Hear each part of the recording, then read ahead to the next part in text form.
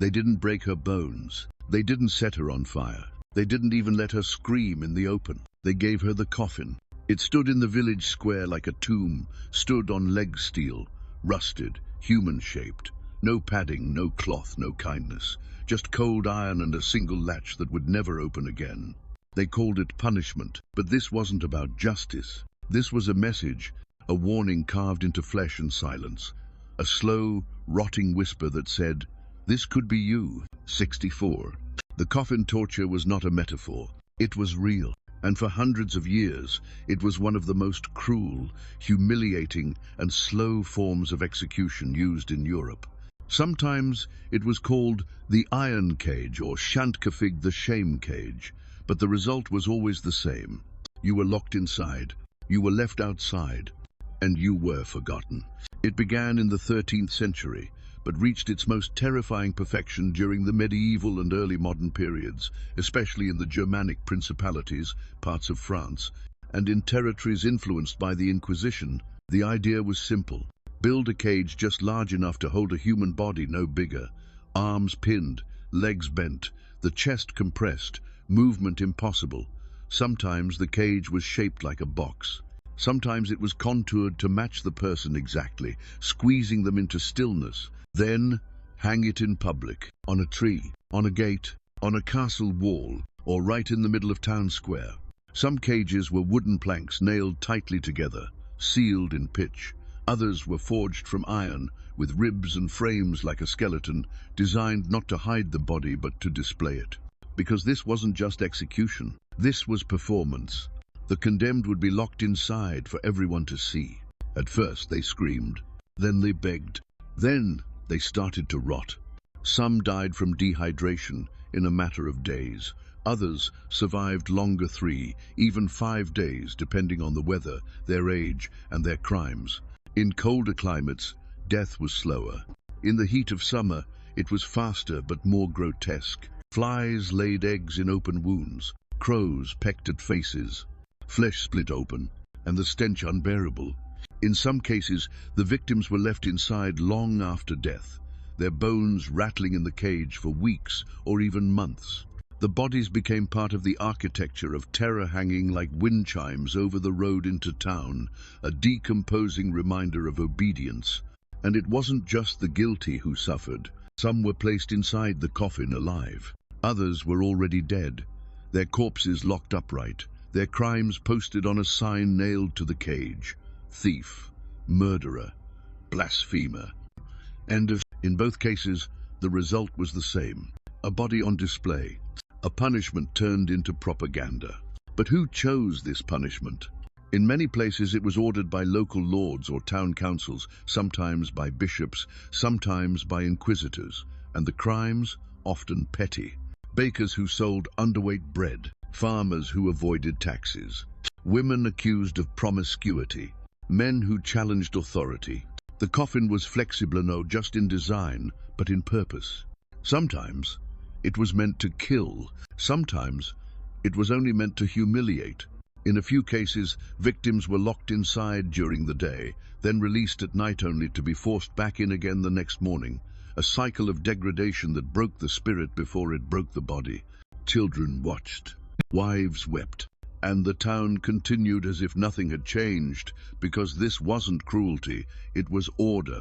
Public torture was a tool of governance. It taught people to fear the system more than they feared crime. It reminded them that the state had power over not just their lives, but their corpses. In many villages, the coffin was permanent. When not in use, it hung empty, a dark silhouette swinging in the wind, a reminder, a threat, a promise. Don't make us use it. And if they did, the entire town would watch. The locking of the cage, the first scream, the second day of silence, the smell that crept through the alleys, the flies that blackened the sky. This was not hidden behind castle walls. It was not whispered in torture chambers. It was proudly displayed like a festival of fear. But where did the idea come from? Some historians trace its roots back to Roman crucifixion, where the body was both executed and exhibited. Others see parallels in Christian martyrdom, where public suffering was part of spiritual redemption. But the coffin took something ancient and made it mechanical. It wasn't about redemption, it was about disappearance. The victim didn't die in glory. They died in pieces, screaming, sweating, defecating in fear, eaten alive by insects until they were no longer a person, just a warning. And then came the worst part. Sometimes they weren't alone. There are records of two people being locked into a coffin together, usually lovers accused of adultery. Their punishment was not just slow death, but to die pressed together, unable to move, unable to look away. In France, there are accounts of priests who sentenced heretics to the cage of communion, a coffin placed outside the church, where the damned would die in the shadow of the steeple they once worshipped. The symbolism was clear. You didn't just die, you died wrong. And when you were gone, the coffin remained. A monument, a tool, a vacancy waiting for the next soul to fill it. Today, some of these cages still exist, rusting in museums, hanging in castles, forgotten by most, but still humming with old screams. We call them artifacts, but they were instruments. Instruments of silence, instruments of control, instruments of slow, public, absolute destruction. So the next time you walk past a medieval exhibit and see a cage shaped like a man, ask yourself, what kind of world needs a coffin before death? The coffin wasn't just a punishment. It was a message, written in flesh, sealed in iron, and broadcast to an entire population. But the question is why? Why go to such lengths? Why not simply hang, behead, or burn? Why build cages that don't kill instantly, but do so inch by inch? The answer is simple. Power. Not just over the body, but over perception, over fear, over the mind of everyone who watched. Because in medieval and early modern Europe, power wasn't just asserted through soldiers or sermons, it was performed. And the most powerful performance of all was pain. The coffin torture, also known as the iron cage or chantefiguas, a tool of this performance. It was used by local lords, city councils, inquisitors, and even some church officials. They wielded it not only to punish individuals, but to stage obedience in front of the public eye. And in this theater, every detail mattered. The location of the cage, the posture of the condemned, the duration of exposure, even the choice of victim. The goal wasn't always justice. It was often control. In the Holy Roman Empire, especially in German-speaking lands like Bavaria, Saxony, and Swabia, the coffin became a favorite among town magistrates. It was considered a deterrent, an example, a way to publicly display what happens when you question the system, whether that meant stealing from the church, cheating at the market, or challenging authority. Sometimes the cages were left empty, hanging ominously on the edge of town, rusted, silent, waiting. That silence did more than 100 soldiers. It whispered, "You are always being watched." But when someone was finally locked inside, the entire village participated. Women gathered at dawn to whisper prayers. Men pointed and spat. Children threw stones. Some brought rotten food and hurled it at the cage. Others just stared. Humiliation wasn't a side effect. It was the purpose. The body, in that moment, was not human. It was a moral objective to teach a lesson, and that lesson changed depending on who was inside. For thieves, the coffin said, "Your hands will be bound until they rot." For blasphemers, it said, "God will not hear you now." For adulterers, it said, "Your love will be buried in shame." The worst punishments were reserved for those who defied authority, especially religious authority. In the era of the Inquisition, particularly in parts of France, Italy, and Spain, the coffin was used alongside other tortures to punish those accused of heresy: Protestant reformers, witches, women who defied doctrine, men who denied the authority of the church. There is a recorded case from Toulouse, 1321.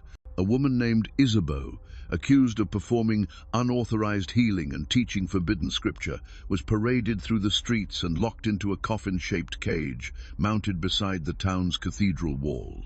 Her only view, the stained glass windows. She was now denied. She died on the third day, not from wound, but from exposure and despair. Her body was not removed. It remained there for a week. A crow nested in her ribcage. The town record lists it under the phrase "correctio publica," a public correction. Another case, from Nuremberg 1497, a merchant accused of coin fraud was placed in a coffin hung above the city gate. But this cage had a twist. It rotated, turned by a crank operated by passing guards. Each hour, the cage would spin once, slowly twisting his limbs, disrupting any chance of rest, until circulation failed and flesh turned blue. By the second day, his screams had stopped. By the third, the cage stopped spinning. No one turned it again. Justice had been served, and fear had been fed. But it wasn't just the rulers who benefited. The crowd played a role. In many cases, they were required to watch. Townspeople were fined if they avoided executions. Attendance was not only encouraged, it was mandatory. Parents brought their children not to protect them, but to instruct them. "You see what happens," they'd whisper. "You behave, or the cage finds you." It became ritual, and like all rituals, it needed symbols. Sometimes, the cage was painted with words: thief, heretic, adulterer. These labels were not just informative, they were meant to outlive the victim. After death, the body was often replaced with a skeleton or mannequin hung in the same cage for years. Travelers would pass by and see a permanent reminder of past disobedience. In many towns, the coffin wasn't hidden behind prison walls. It was the first thing you saw entering through the city gate, a kind of moral toll you paid in fear before you even crossed the threshold. And for the rulers, it was perfect governance. No need to maintain a standing army, no need to argue with rebels. Just let the iron do the talking. Even the materials used carried symbolism. An iron coffin was expensive, reserved for serious offenses and permanent warnings. A wooden coffin was cheaper and temporary, but more claustrophobic. In hot weather, wood baked the body. In the rain, it swelled and crushed the occupant inside. Some wooden cages had slits that allowed onlookers to see the person's eyes, but nothing else. A face without a body, a soul without defense. And yet, not everyone accepted it. As the Renaissance bloomed and Enlightenment ideals began to spread, voices rose against the cruelty of public torture. Philosophers, reformers, even some priests began to question the spectacle of pain. They asked, does fear create obedience, or just silence? Do we want justice a theater? And when we lock a man in a cage to die, what does that say about us? Eventually, by the 17th and 18th centuries, the coffin began to fade. Not because we became more moral, but because we found more efficient ways to control people.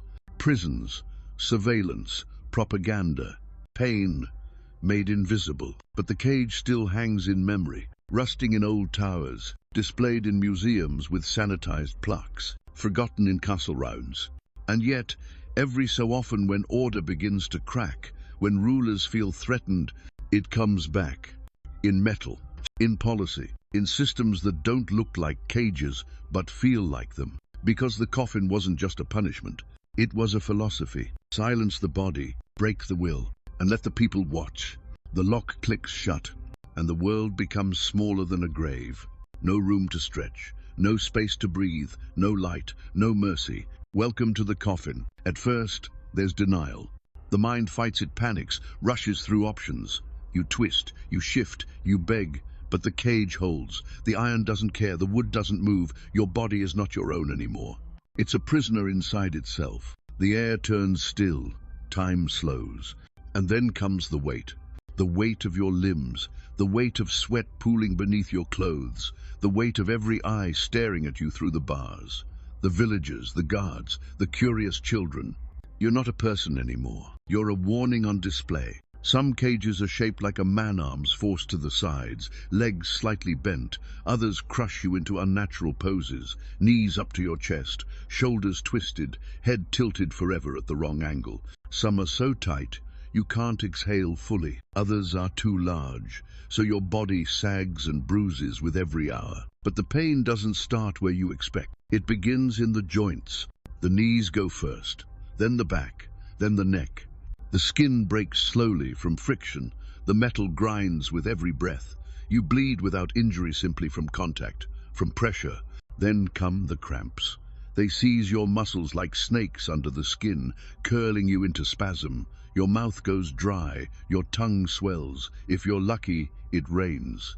If not, the sun bakes your cage like an oven. And still you are alive. Inside the coffin, time becomes your enemy.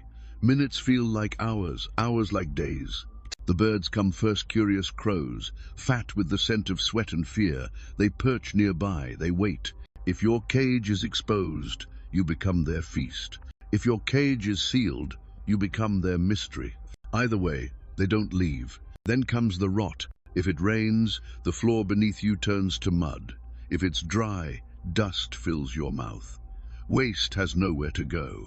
Your own body becomes a prison within the prison. Heat builds. The stench of urine and feces rises. You are soaked in yourself. You scream, but no one answers. Sometimes the crowd does. They cheer, or they mock, or worse, they stay quiet, watching, waiting for the moment your eyes go blank. In certain towns, guards are posted to ensure no one helps you. There's a record from Alsace, 1529. A baker named Hans was placed in a coffin for cheating the weight of his loaves. He was given no water, no shade. On the second day, his brother tried to bribe a guard to slip him a cloth soaked in wine. The guard refused. On the third day, Hans stopped moving. On the fourth, his jaw had turned black. His cage was left hanging for 2 weeks. By then, the stench had driven the market away. Rats scurried beneath the swinging corpse, chewing what fell from the ribs. Flies clustered in his hollowed eyes. No one recorded what happened to the brother. And Hans? He disappeared from history. Another name, another lesson. But not all victims lasted that long. In humid regions, decomposition began before death. Skins split along pressure lines. Blood vessels burst. The tongue swelled until it filled the mouth. Some begged for a faster death. Others went silent and simply waited. There's a documented case from Hungary, 1603, of a woman accused of adultery. She was locked in a wooden coffin made from reclaimed boards, sealed with pitch. Her punishment was meant to last 48 hours. But the sun hit harder that week. By the 30th hour, she was unconscious. By the 36th, smoke was seen rising from the seams. When they opened the box, her body had baked from within. The executioner wrote only one line: "May God forgive the watchers." Inside the coffin, it wasn't just the body that died. The mind broke first. Claustrophobia became hallucination. You felt spiders crawling over your arms that weren't there. You imagined doors, keys, kindness, but they never came. In some cases, victims laughed before they screamed. Others began talking to people who had long been dead. Their mothers, their priests, their own corpses. One victim, a clerk accused of forgery in Rothenburg, 1481, spent 4 days in a suspended iron cage. A monk recorded that by day 2, the man had composed hymns aloud, laughing and crying at the same time. On day 4, he tried to sing with no voice left. By the end, he had no tongue. It had dried and cracked in his mouth. But not all coffins killed. Some punished without ending life. Certain towns used rotational sentencing. 1 day in the cage, 2 days out, repeated for weeks. The victim was forced to recover only to be broken again. In Basel, a prostitute convicted of heresy in 1587 was caged by day and lashed by night. The townsfolk paid to watch. After 17 days, she was released, barely alive. She died 6 months later in a monastery, still unable to stand without shaking. There is no marker on her grave. Just a note in the town's record: expunged, forgotten. No, because that was the point. The coffin wasn't designed to kill efficiently. It was designed to erase, to break the mind, to silence the soul, to reduce the human being into meat on display. But more than that, it was designed to stay in your head. Even if you never entered one, you saw it, you smelled it, you heard the moans that crawled from the seams like ghosts, and you learned, better to obey than to rot. That was the true purpose. Not just pain, but submission. And once inside, no one left whole. Not the victim, not the crowd, not even the men who locked the doors. Because somewhere deep in the quiet of everyone heard the same thing. This cage is always waiting. The crowd gathered at sunrise. Fog clung to the cobblestones like breath from the ground itself. The bells had not rung, but everyone knew there was going to be a punishment today, a final one, and the cage was already waiting. It stood in the center of the square, tall, rusted, built like a man. Iron ribs, bolted joints, a narrow door along the spine. It had been empty for weeks, swaying gently in the wind. But now it was open, and he was coming. They dragged him barefoot through the street. His name was Jürgen, a miller's son. He was 19, accused of sacrilege, caught defacing a local shrine. Whether it was drunken defiance or a foolish prank didn't matter. The church demanded pain. The town demanded spectacle. So they gave him the coffin. He stumbled as they brought him forward, chained at the wrists. Blood smeared his temple where a guard had struck him hours earlier. His lips were cracked, his left eye swollen shut, but his jaw was clenched, his spine still straight. They liked that. The crowd always loved a proud one. The priest read the charges aloud, his voice echoing off the buildings. Jürgen didn't respond. He just stared at the cage then, slowly, at the crowd. He recognized faces, neighbors, friends, his uncle, a girl he'd kissed last spring. None of them spoke. The executioner motioned. Two assistants stepped forward, unbolted the cage's back panel, and pulled it open like a screaming door. It creaked loudly, incidenothing, no straw, no water, just a curved spine of iron, shaped like punishment. They shoved him in. He resisted, for a moment. Then the executioner leaned close and whispered something. No one heard what it was, but Jürgen stopped struggling. He stepped inside. They closed the back with a final metallic groan. The bolt slammed down, chains were looped across the frame, a padlock clicked, and just like Thaith was part of the cage. From the outside, only his face was fully visible, pressed through one of the open ribs, breathing hard. His hands hung limp through gaps.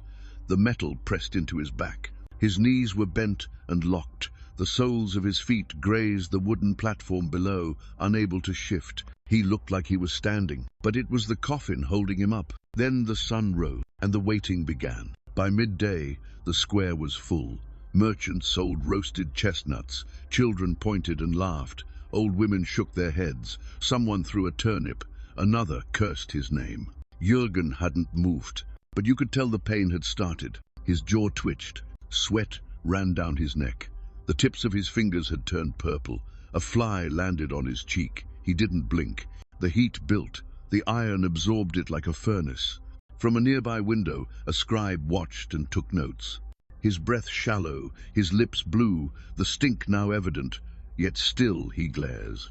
By sunset, the square changed. The laughter faded. The children were gone. The vendors packed up their carts. Now it was just silence, and the cage, and the sound of pain. His breathing had become erratic, short, rasping, like air dragging through thorns. Blood dripped from one foot where a rat had bitten him. His hands trembled against the bars. And then night fell. The moon rose. No stars, just cloud. They left a torch burning nearby so the guards could see if he stopped breathing, but no one wanted to go near.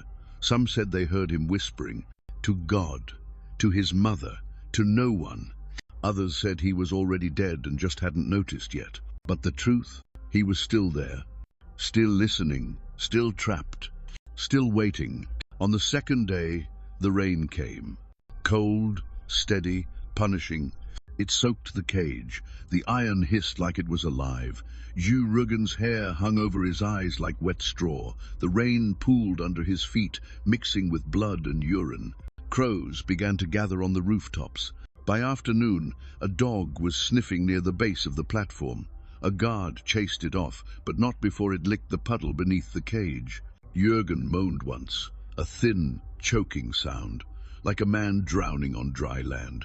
His knees had begun to swell, his wrists bled, his eyes were no longer open. The priest came again, whispered absolution. Jürgen said nothing. By nightfall, even the guards stood farther back. The torchlight flickered across his face pale now, sunken, streaked with filth. Something buzzed near his ear. He didn't flinch. There was nothing left to flinch. The third day was the last. The town was quiet. No bells, No vendors, no spectators. Just one girl, the same girl he'd kissed months ago. She stood in the back of the square, holding a cloth, silent. At noon, the wind picked up. The cage creaked slightly. His body moved, not from life but from looseness. His mouth hung open, his head slumped forward. His arms twitched once, then stopped. A doctor came, felt nothing, listened, then nodded. He was dead. The executioner approached, hammer in hand, but the priest raised a hand. Leave him. The cage would not open. It would remain on display for one more week until the smell forced its removal. The iron would be wiped down, repainted, reset, ready for the next one. But something lingered. Even after the cage was emptied, even after the square was scrubbed, even after the girl left, people swore they still heard the creaking. In the mornings, in the rain, in the silence before sunrise. Not ghosts, not moans, just iron, moving slightly, waiting. Because that's the secret of the coffin. It's never really about the victim. It's about what stays behind. Not the body, not the name, but the fear and the knowledge that when the cage closes, no one ever comes back the same. The cage is empty now, but it still casts a shadow. In some castle courtyard, rusted iron ribs cling to a stone wall. A museum label hangs nearby. Medieval punishment device, 15th century, commonly known as a shandkafig or iron coffin. See? Children walk past, licking ice cream. Tourists snap photos. Most don't look twice. They see the object, but they've forgotten the screams. Because the coffin torture isn't part of our history books. It's not taught in schools, not remembered like the guillotine or the stake. It doesn't have the pageantry of fire. It doesn't have the finality of a beheading. It lingers, instead, in silence. And that's exactly how it was designed to survive. After the 17th century, the use of public torture across Europe began to decline. Enlightenment ideals, justice, reason, humanity spread like light through stained glass. Philosophers questioned the spectacle of punishment. Clergy re-evaluated the role of mercy. And gradually, the cages disappeared. Some were melted down, others buried. A few were sealed in church basements or left to rot in dungeons swallowed by ivy. But the idea? That never left. Because what made the coffin torture so powerful wasn't just the steel or the pain. It was the message, the slow death, the public silence, the knowledge that a person could vanish not quickly, but piece by piece, and the world would simply watch. That message doesn't require iron. It just requires fear, and fear is eternal. In the centuries that followed, modern systems of punishment evolved, but they carried the same bones. The prison cell replaced the coffin. The watchtower replaced the crowd. Surveillance replaced spectacle. We stopped displaying bodies. We started hiding them. But the philosophy remained. Control through isolation. Obedience through silence. Erasure through confinement. There are stories today from war zones, secret prisons, black sites of people held in stress positions for hours, days, weeks, of solitary cells the size of coffins, of prisoners forgotten in rooms so small they forget how to stand. Different time, same coffin, only now we don't call it torture, we call it policy. But memory is stubborn. Across Europe, echoes remain. In Rothenburg, Germany, the old Shandkafig still hangs in the town square, cleaned, curated, emptied of context. It's a photo op now, a curiosity. In France, local museums in towns like Carcassonne and Rouen display replicas behind glass, with polite plaques and faded sketches. Most visitors skim the descriptions. Fewer ask what it felt like inside. In Romania, near the Carpathian Hills, there are rumors of unmarked iron cages hidden in caves. Folk tales speak of spirits still moaning in the rocks, of winds that scream like locked metal. And in Germany, there's a term in old dialects still whispered by elders. Der Mann am Käfig, the man in the cage. Not a person, a symbol for guilt, for shame, for disappearance. Stories are told of the man who mocked the priest and was never seen again, of the woman who defied her husband and was given the cage, of children told not to wander at night, lest the cage be waiting, because even when the metal rusted away, the fear didn't. And then, of course, came fiction. Writers and filmmakers began to resurrect the imagery, iron cages hanging over cliffs, victims screaming in black and white films, video games, gothic horror, art installations. But these aren't memorials. They're repackaged, terror stripped of pain, sold as entertainment. And maybe that's the final evolution. We no longer need the cage to exist. We just need to remember it exists. The iron, the darkness, the silence, the knowledge that somewhere, sometime, this happened, and that it wasn't a mistake. It was a choice. So, what is the legacy of the coffin torture? It's not in the number of victims. We'll never know how many there were. Records were lost, erased, or never written at all, because no one cared enough to count the forgotten. It's not in the name. Most of them are gone. Bones turned to dust. History is overwritten. It's not even in the cages themselves. They'll rust, be melted, replaced. The legacy is this: the knowledge that a society once built structures not just to kill, but to unmake a person, to grind them into silence, to erase them with performance, and to let the world watch. The legacy is in what we do with that knowledge now, because torture never starts in iron. It starts in the idea that a life can be turned into an example, that suffering can serve order, that fear can replace justice, and that once the coffin closes, no one has to care what happens next. But you've heard it now. You've stood in the square. You've seen the cage. You've looked into the rusted ribs of history. So the next time you see silence, ask what it's covering. The next time you see a system that isolates, humiliates, or slowly breaks someone down, ask what kind of coffin it's building. And the next time you walk past a cage hanging in a museum, don't just read the plaque. Listen, because the cage never forgets. And if we're not careful, it won't be history. It'll be a blueprint.